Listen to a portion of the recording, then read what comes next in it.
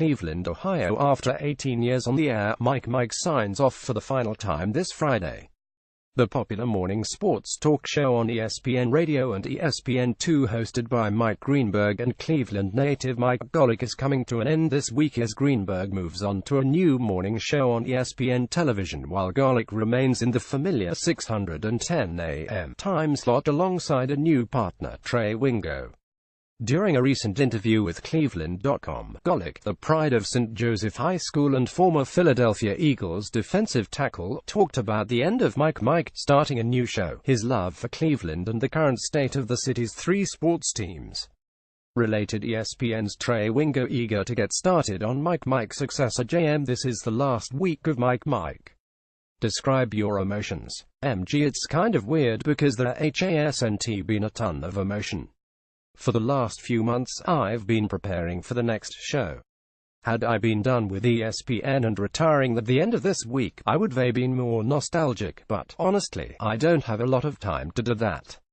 JM. When the show first started all those years ago, did you ever think it would last this long? MG. Oh no. I don't think anybody did.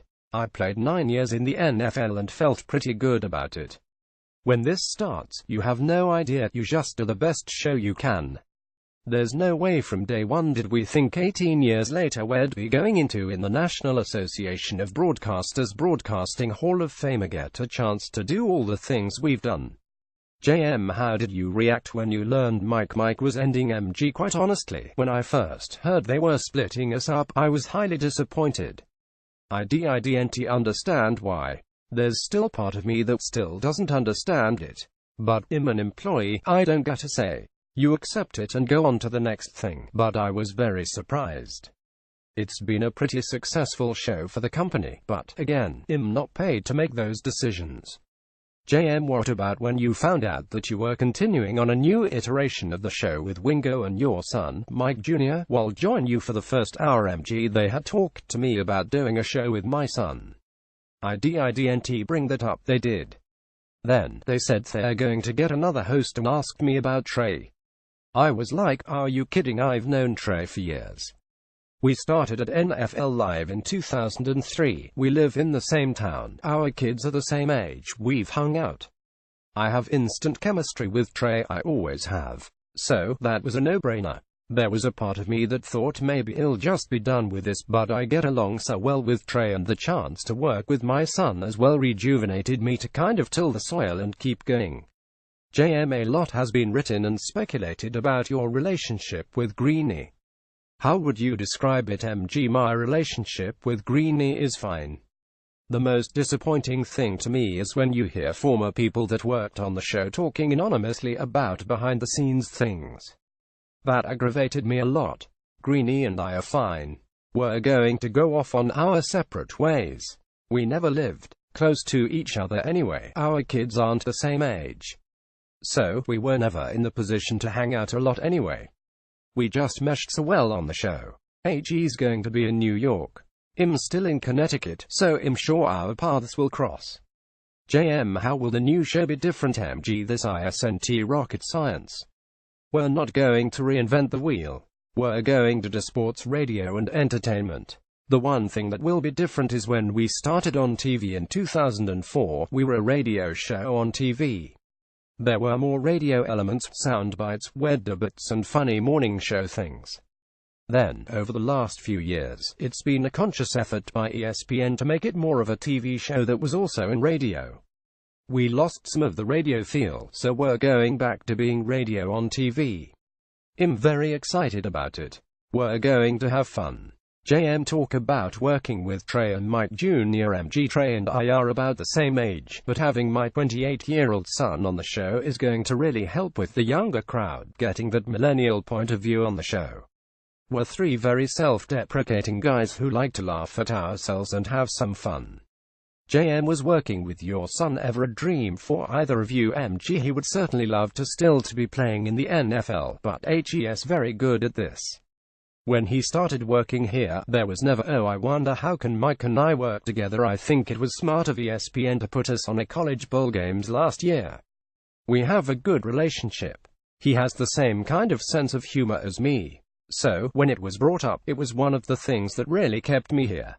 HE's really good at this, and HE's not afraid to take shots at me. We're different ages by a lot, and we have different thoughts about sports, so it leads to some agreement, some head-butting, and a lot of laughs. JM, do you ever get to Cleveland much these days? MG, not really. We've been down there the last few years for the NBA Finals. Last year, my daughter worked for the Cleveland Browns. She lived in the flats. That's one thing I've been very happy about. I heard all the Cleveland jokes growing up here. I love where Cleveland is now, and I love how the flats and downtown have come back.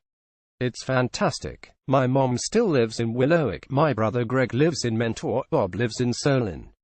It's always great to get back there and hang out again, but I really love where Cleveland is right now. JM, how often do you tease your brother and former Browns nose tackle Bob Golic about his memorable stint as Mike Rogers on TV's Saved by the Bell the college years? MG, as often as I see him. Sometimes he gets associated more with Saved by the Bell the college years than with his playing career. Oh, I definitely give him a hard time about that an awful lot. But it was certainly fun to watch. JM, let's talk about the current state of the three sports teams in town.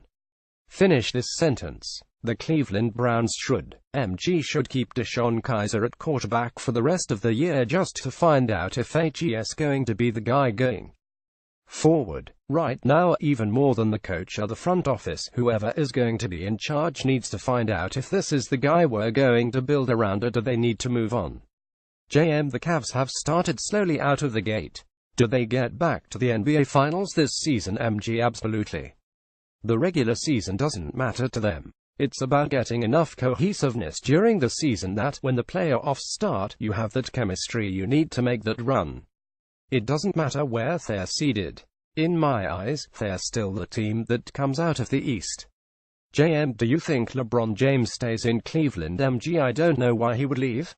All of this talk I hear about LA, I mean, what's he doing for Hollywood during the basketball season? LeBron is a big enough star that he doesn't need to be in a major city to be big. LeBron wants to play for championships. To do that, he needs to get to the championship. The best way to get there is with Cleveland. I just don't buy, for as much as LeBron loves the game of basketball and where he is in the history of the game, that he would go out west just because of Hollywood. JM, is it World Series a bust for the Indians this upcoming season? MG, I was stunned and bummed about what happened against the Yankees. The way they're built, yeah, they should be in that position again. I would imagine in the minds, it's World Series a bust. But that's a hard thing to say in baseball because it's so difficult to get there. But there's no doubt they have the talent to get there. JM, the last Mike is Friday. Anything special planned? MG, no. I told them I didn't want anything special. Some people have taped goodbyes, but nothing crazy is planned. I said the only thing I want at the end of the last show is a cake because I love my cake. Golic's new show, Golic Wingard, premieres Monday, November 27th at 6 a.m. on ESPN Cleveland, 850 AM WKNR and ESPN2.